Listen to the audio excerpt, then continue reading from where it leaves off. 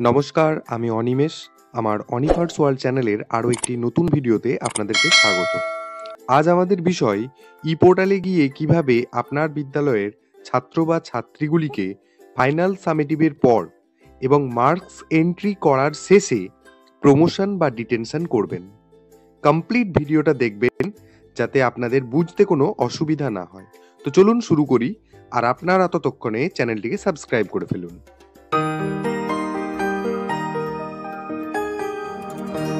পোর্টালের log in পেজে প্রথমেই আসবো।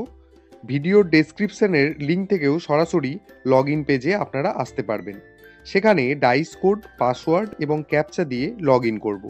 স্কুলের ওয়েব পেজটি এলে পেজের একদম বাম দিকে স্কুলের নামের নিচে থাকা 6 নম্বর মেন পয়েন্ট, যেখানে লেখা আছে স্টুডেন্ট প্রমোশন অ্যান্ড ট্রান্সফার, এই অপশানটাতে ক্লিক করব।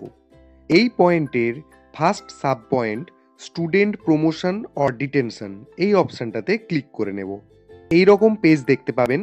ওপরে দেখতে পাবেন 2023-24 শিক্ষাবর্ষের জন্য প্রমোশন ডিটেনশন করতে বলা আছে। পেজের নিচের দিকে প্রাক প্রাথমিক থেকে পঞ্চম সমস্ত শ্রেণীগুলি শো করবে এবং প্রত্যেকটি শ্রেণীর পাশে স্ট্যাটাস লক্ষ্য করলে দেখব পেন্ডিং লেখা, অর্থাৎ প্রমোশনের কাজটি এখনও বাকি রয়েছে। তাই যে শ্রেণীর ছাত্রছাত্রীদের প্রমোট করতে চাইছি সেই শ্রেণীর সোজাসুজি যে সাবমিট বাটনটা আছে সেখানে ক্লিক করব। এখানে সেই শ্রেণীর ছাত্রছাত্রীদের ডিটেল শো করবে এবং তার বর্তমান ক্লাস, রোল, সেকশন সবই দেখতে পাবো। এখানে প্রাথমিক বিদ্যালয়গুলির ক্ষেত্রে প্রমোটেড অপশানটিতে এবং সেকশন অপশানটিতে কিছুই করার নেই। আপনারা সরাসরি প্রমোটেড ডিটেন সেকশনের পাশে লেখা প্রমোটেড ডিটেন রোল নাম্বার, ওই কলামটিতে গিয়ে ছাত্রছাত্রীটির মূল্যায়ন স্কোর অনুযায়ী তার রোল নাম্বারটা চেঞ্জ করে নিন। এখানে মোবাইল থেকে যদি আপনারা করেন আমার মতোই সেই কলামটা শো করবে না। যদি আপনারা কম্পিউটার থেকে করেন তাহলে অবশ্যই সেটা শো করবে।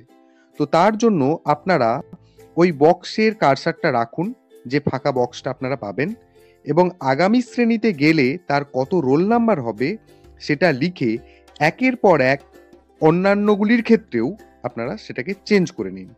এবং সব শেষে আপনারা নিচের দিকে স্ক্রল ডাউন করে এসে সেভ অ্যাজ ড্রাফট, এই অপশানটি পাবেন। এই অপশানে আপনারা ক্লিক করে নিয়ে নিজেদের যা তথ্য আপনারা আপডেট করলেন সেটাকে সেভ করে দেবেন।